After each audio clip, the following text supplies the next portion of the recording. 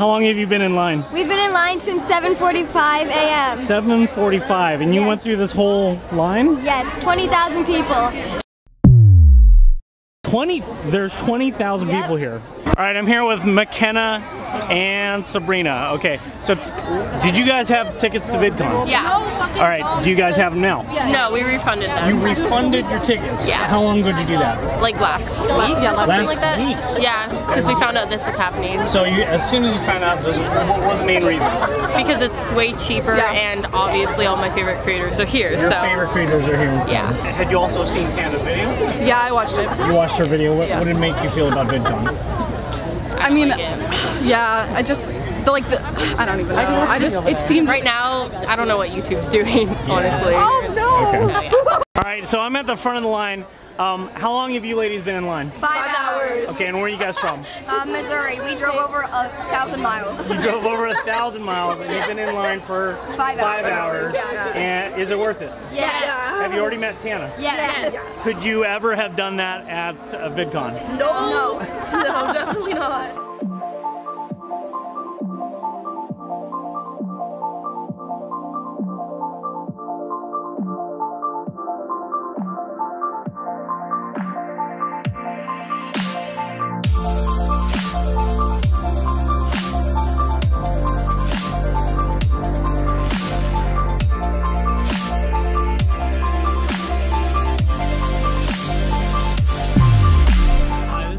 With your six-figure mentor, and in this video I'm going to talk about what no one seems to notice, or at least be talking about, which is the actual numbers. Not just of TANACON, but VidCon's drop in attendance. I'm also going to discuss the TANACON effect, why even though TANACON failed, the biggest impact it made was giving VidCon its blockbuster moment. But more about that later. This was my first VidCon, and even though it's clear I had a lot of fun, I always do, it was way out of my comfort zone. I'm not VidCon's normal demographic. If you've seen or already subscribed to my YouTube channel, you'll know that as a business mentor and angel investor, I've helped start, grow, or launch over 1,000 businesses. My audience tends to be CEOs, fashion designers and models, and first-time entrepreneurs and wantrepreneurs. Now, coincidentally, VidCon is always on the same days as a business mentoring convention I go to in Silicon Valley, as it was this year. And even though I already paid for that convention and the hotel, I skipped it to attend my first VidCon and TANACON. So what is VidCon? It's the closest thing to Comic-Con for YouTube content creators and their fans. It's also a place you can hear from and meet creators on YouTube, and where creators can network with and collaborate with brands. This year, there were more brands than ever before. Okay, I'm here with Soleil with Instagram. And like Comic-Con, it's a business. Last year, VidCon was bought by Viacom, the parent company of Paramount Pictures. Now, while Paramount has a rich history in cinema with some of the best movies that I love the most, lately it's become the runt of the big six movie studios. Realizing the future is YouTube, this purchase is a strategic one meant to keep them relevant. So what is TANACON? At heart, it's an idealistic vision of what VidCon promises but fails to be. A place where content creators and fans can meet and connect, and more importantly, do it affordably. It's also very much the public response to a viral video released 3 months prior on April 2nd, entitled, "Why I Won't Be Attending VidCon 2018. In it, a 19-year-old YouTube celebrity named Tana Mongeau details 2 years of broken promises, blame shifting, and abuse of power. VidCon was always this like fantasy land that I would look at so far away and wish I could go to so bad and just never could afford it and never got to make it. It was always portrayed as this safe haven, happy, exciting place for fans to reunite or to meet their favorite creators. Like imagine growing up so obsessed with something and every year bawling your eyes out because you couldn't even afford to go as a fan, and now you get to possibly go as a fan and a creator. Like that's insane. Even thinking about it now, now it makes me want to cry. Like literally that burning desire to meet people who supported me, but also meet people who have inspired me for years and saved my life. Like it was all just so crazy. So the second 2016 started, when I was begging my manager every day, please let me go. Like, I'm ready for VidCon. I'm ready for VidCon. I'm ready for VidCon. I'm saying, like, I don't care if I'm a featured creator. I don't even think I deserve to be a featured creator on this lineup. If they want to give me a meet and greet, that would be amazing. If not, I'll just go meet my fans, like, wherever they are. Like, I don't care. I just want to go. VidCon is telling my manager every single day, like, don't worry, we're gonna make her a featured creator. There's a super high demand for her. We see all the tweets. We know she's really excited. We're excited to have her, whatever. And so then the 2016 VidCon lineup gets announced, and I'm tweeting like, I'm going to VidCon. They said I can be a featured creator. I'm so excited to meet you guys. Everyone's tweeting me back, and the lineup gets dropped, and I'm not on it, and I'm not a featured creator. My fans are super bummed. I'm super bummed as well. I'm super confused, but I'd still never been to a VidCon, and I'm still looking at it with the mindset of like, who cares? Like, I've grown up looking at this event my whole life. VidCon is all about content creators meeting their fans, so who cares if I'm a featured creator and I'll just show up? Not wanting to let her fans down who had already bought tickets, she paid her own way and agreed to meet them there. And then this happened. Hundreds of fans mobbed her, and as a minor, she was not protected from this whatsoever. See, VidCon featured creators have these hidden hallways and cars and golf carts that whisk them off safely to and from events. Tana didn't have any of that. Imagine your 16-year-old or 13-year-old being mobbed in public at a public event. As a result, security grabbed her and she was confronted backstage by a woman who she said claimed to be the CEO, Laura Chernikoff. I'm sitting there with my manager. He's like, everything's gonna be okay. He's trying to talk to them, and this little brunette lady walks in the room. She's dressed to the nines, like high heels on, like straight out of evil villain vibe. She walks into the room. She looks at me and she's like, hi, I've had my team tell you several times that you can't be here. Everything you do is a fucking hazard. I don't care if it's your birthday. I don't care that you were just on some panel with your network. I don't care that 500 people were upstairs waiting to listen to you talk at that panel. You're not a featured creator at my event, and you need to get the out. Why don't you just make me one? Even if you don't like me, even if you don't think I'm good enough, even if you don't think my content is good enough, it would solve all of the problems. I could have walked behind the scenes, gone through the tunnels, and not caused anything, but you don't care and you don't want to do that. And she looks at me and she's like, listen, as much as you want to be a featured creator, you're not one.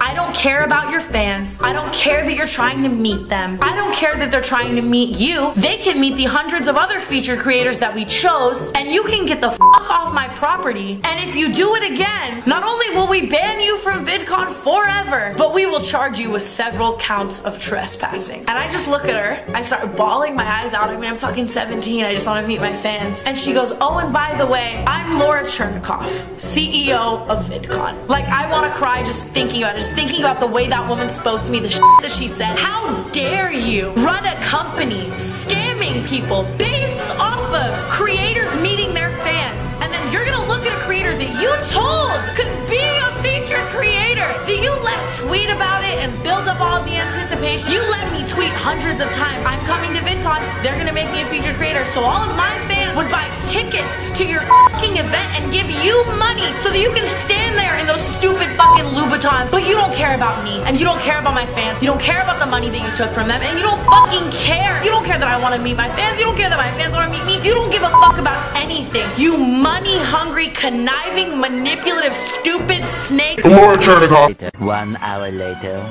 Okay, so you get the picture. Tana's rant goes on for an hour and 18 minutes. I'll leave a link below. It actually gets a lot worse. The second year, VidCon promotes Tana on everything because she's 1 out of 10 creators to be featured on a YouTube Red original series called Escape the Night Season 2. Again, they promise her she'll be featured creator, and she believes them this time because out of the 10, why wouldn't she be promoted? She's got to be at all these panels and promote the events, but somehow she's the only one snubbed. And now she's got to promote all these panels, but yet somehow needs to go unrecognized, even though her face is like 40 feet tall and on every building and advertisement. The inevitable happens, and again, they blame shift, abuse their power, and this time they ban her from the event just a few months before this year's VidCon. So it's only understandable that she finally reveals what VidCon is like and drops this casual threat. It's crazy because all of your favorite creators that are being made featured creators, they're not going to say all of this stuff because they're brand friendly and they want to keep going to the event. And to be honest with you, I don't blame them because I was them for the last 2 years. I wanted nothing more than that, but I didn't get it, so now I'm saying this. And if you want to know how they treat the people that make the tickets sell, this is how. So I guess the last thing I want to leave you guys with is a question. I think all of the rebelled people and all of the unwanted people should host a little meet and greet in Anaheim, California on the same days as VidCon. I'd love to do it. So if you guys want to leave me suggestions of places in Anaheim to throw a free meet and greet below on my birthday at VidCon this year, let me know because I'm gonna find a place and I'm gonna do it because f VidCon and I don't want them to take your money and I would love to meet you guys for free and cause a ruckus for free. Finally, after 2 years. All right, so I'm in my Lyft now and this is Michael. So Michael, what did you just say? You're going where the talent's at. Right? That's what I know. Have you driven a lot of people from VidCon to TANACON? Yep. Wow, that's pretty... I hear the line's crazy. I wonder whose car that is. Holy cow. What? Oh my gosh. That is crazy. With huge legacy creators like Shane Dawson, Dobrik, and Casey Neistat supporting her, it makes major news in a way that VidCon itself never has.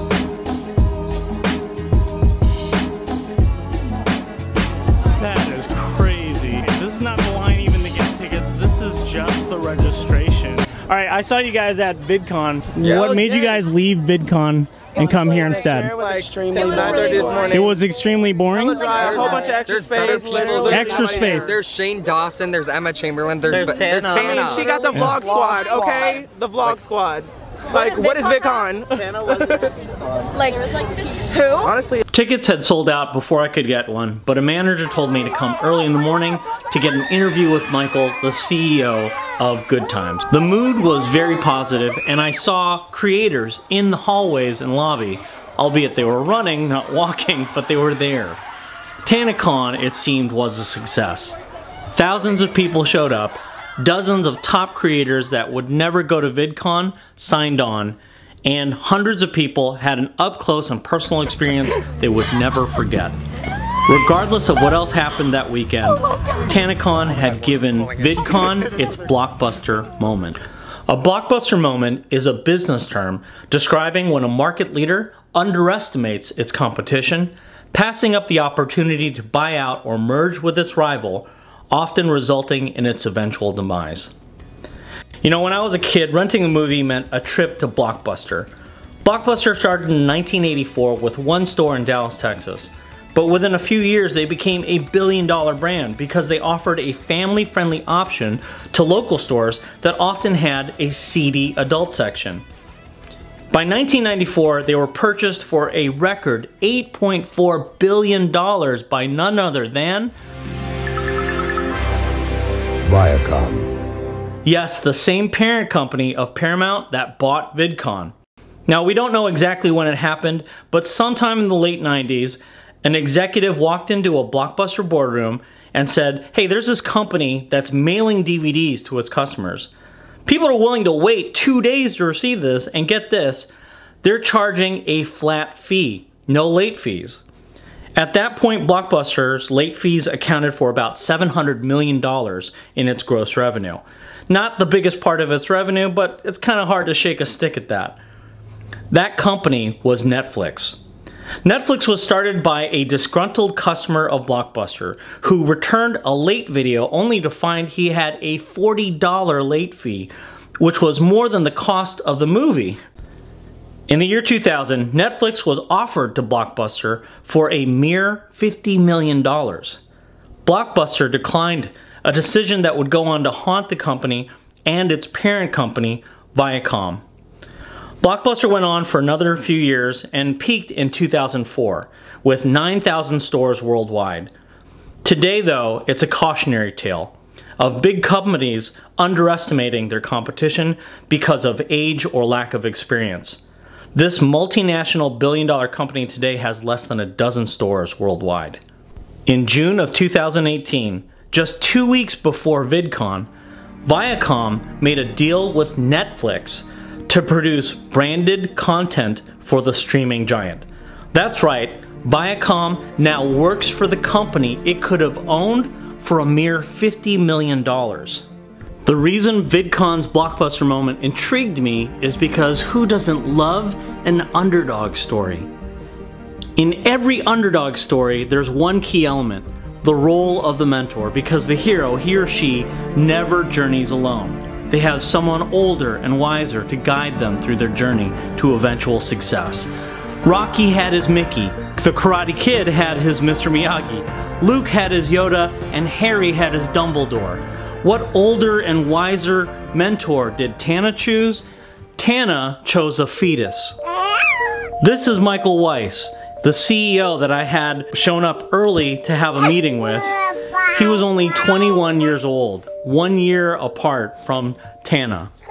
The next morning, I didn't find out that TANACON was canceled until I showed up and met these girls in the parking lot wandering around. You guys know where TANACON's gonna be today? We're not sure what's going on right now. They basically canceled the whole thing, but each They canceled creator, it? Yes, but each creator is coming out, and like I talked to a few creators last night. 50% of the creators are coming out and doing their own little meet and greets. Okay. Like out in the parking lot and stuff. Like, it got canceled, and are you guys sad about that? Yeah, but like we got to meet a lot of people last night. You still got to meet some creators. Yeah, like came here today to meet them, so yeah, we got to talk to them for like 45 minutes yesterday. Oh wow, like, that's 45 minutes. Yeah, we like sat down and talked to like certain creators that we like have been watching forever, and like they were just talking to us like we were friends. And we were able to do that because it was canceled, which was like kind of cool. There was one little fact that haunted me. Remember that little girl? Where did she get the number 20,000? Yes, 20,000 people. I didn't believe she got it from Tana because she was never able to afford a conference like VidCon. You guys, I just found out that there are 20,000 people outside. Let alone a bigger one. So she probably had no clue what 20,000 people looked like. I know what 20,000 people look like because the conference in Silicon Valley that I skipped to attend TANACON and VidCon was a 20,000 plus convention. Every quarter I go to a business convention, numbers between 17,000 to 25,000. I've in fact spoken in front of that crowd twice. That number would go on to dominate the controversy the week following both TANACON and VidCon. Oh my god. I just got a text. Oh my god. The police put out an official statement saying there was only 4,000 people outside. Just right now? Yes. Now, I'm not a fan of drama or conspiracy theories, and often it can be very difficult and inconclusive to sift through human emotions and he said, she said. Although I will say that Shane Dawson put out an excellent 3-part documentary trying to sift through all those emotions. At the end of the day, numbers often tell the whole story, and at the end of Shane's 3-part documentary, we got those numbers. So I still had a lot of questions about pretty much everything. So I called Michael and we talked for a while. And then I called Tana and I got all the answers. So the official number of VIP tickets sold was 5,108. The number of free tickets was between 200 and 300. Michael claims that Tana knew that and that she was lying when she said she didn't. And Tana still says she didn't. This is the big one, capacity. So I got a hold of the contract between the Marriott and Good Times. And the contract stated that there was only going to be 1,000 people. And Michael signed it. Now I talked to both Tana and Michael about this, and they both said that yes, the contract might have said 1,000, but everybody at Marriott told them that that was just a safe number and that 5,000 was okay. I'm sure most people conclude that low numbers for TANACON is good for VidCon. Actually, the opposite is true. This true number, 5,000, spells disaster for VidCon. Okay, I'm home. It would have been better for VidCon if TANACON was successful. Let me explain. Cheese balls. Sorry, Charlie. Okay, cheese balls. This is roughly 100 cheese balls. Let's say each one of these represents 100 people. 10 of these equal 1,000. This holds about 10 cheese balls comfortably. Let's empty half of this. Alright, now we're down to half. This is why TANACON failed. This is the Marriott. This is how many the Marriott could hold. This represents how many people registered for TANACON. This is how many people came.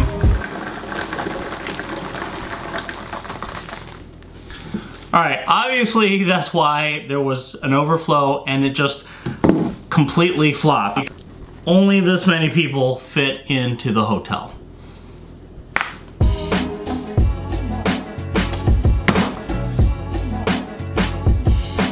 These are the people that were outside of TANACON.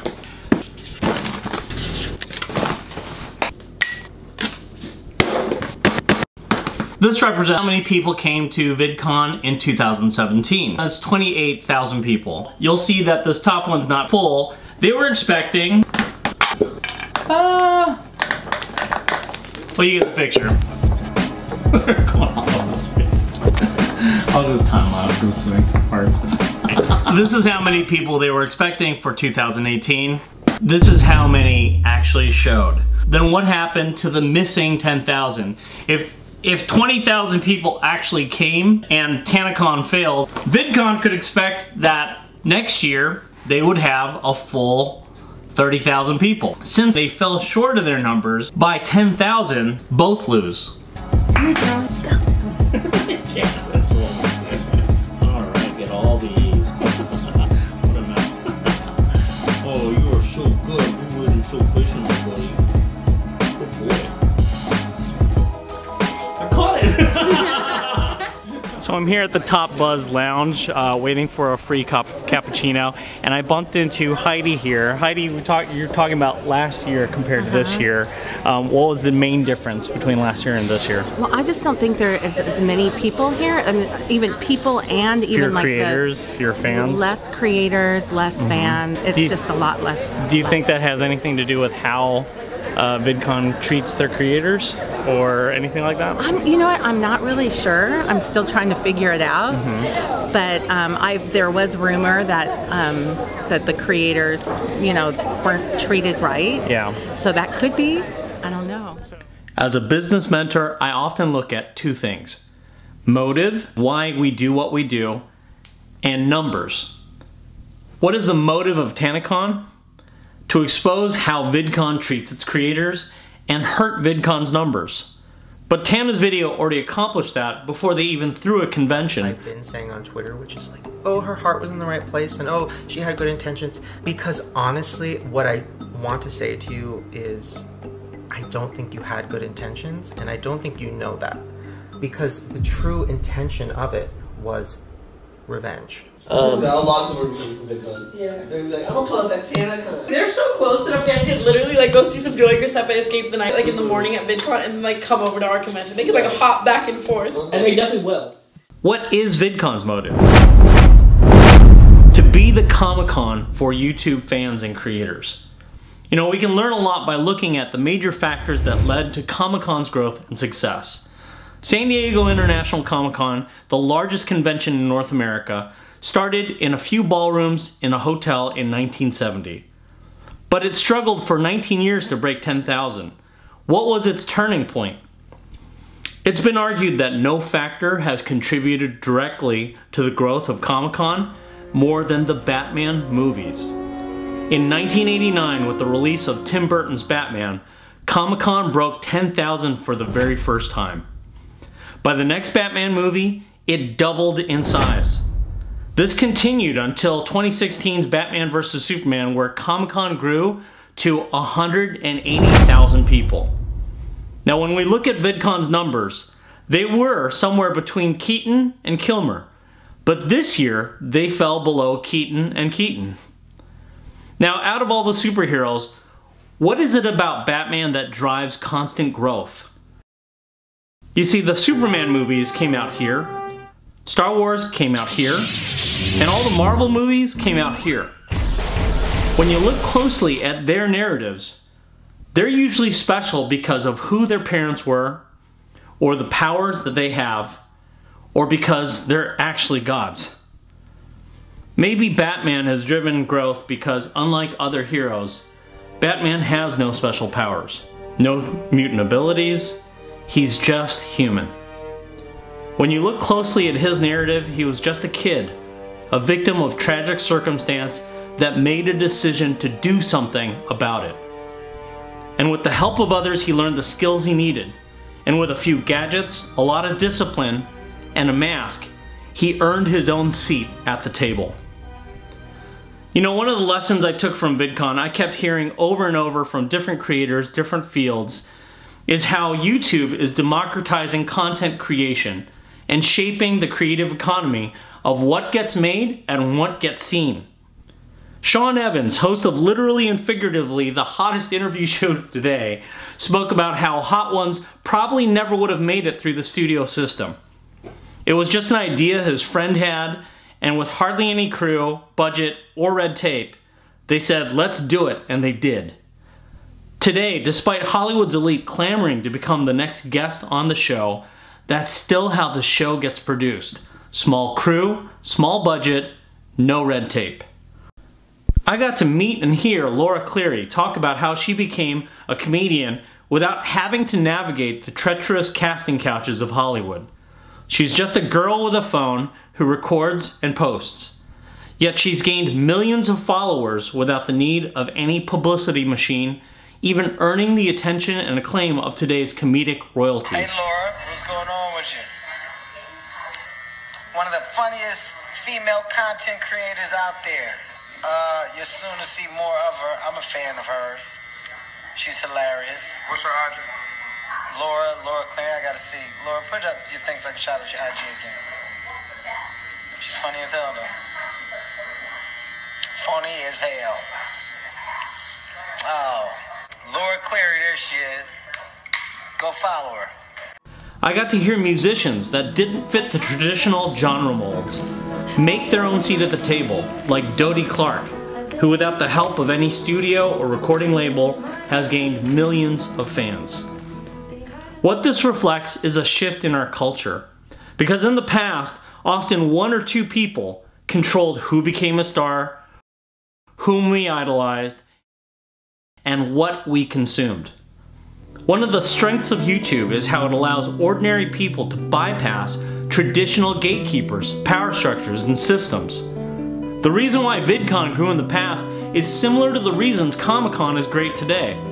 Because it's not the building, it's not about the sponsors, it's not even about who's in the bat suit. It's about the fans. Fans looking through a screen and not seeing some unattainable idea, but seeing a reflection of their potential, who they could be, their best selves. Because unlike the stars and heroes we grew up with, most creators today are born with no special privileges, no special powers, they're just human. And when you look closely at their narratives, oftentimes they're just kids, victims of tragic or unfortunate circumstance who simply made a decision to do something about it. And with the help of others, they learned skills they needed, and with a few gadgets, a lot of discipline, and maybe a mask, they earned their own seat at the table. Today we watch over 1 billion hours of YouTube a day. That's more than Netflix and Facebook video combined. There are 1.5 billion active users a month, and that number is expected to grow to 3 billion within the next 3 to 5 years. If you think about it, we live in such an amazing time of abundance to waste any of it fighting over a few cheese balls. Well, that's my 2 cents, but I'd love to hear from you. What can both VidCon and TANACON do to improve, not just in numbers, but in content or intent? If you like this video, hit that like button, and for more free business advice on how you can become the person you were always meant to be, hit that subscribe button, and I'll see you guys next time. What do you think the next generation of creators looks like? Like, do you see any trends emerging in the creator community or so? This year got off to a really rough start on YouTube, and a lot of people looked at it scratching their heads. So what does this year mean? I don't know, but like, you know, TANACON seems interesting.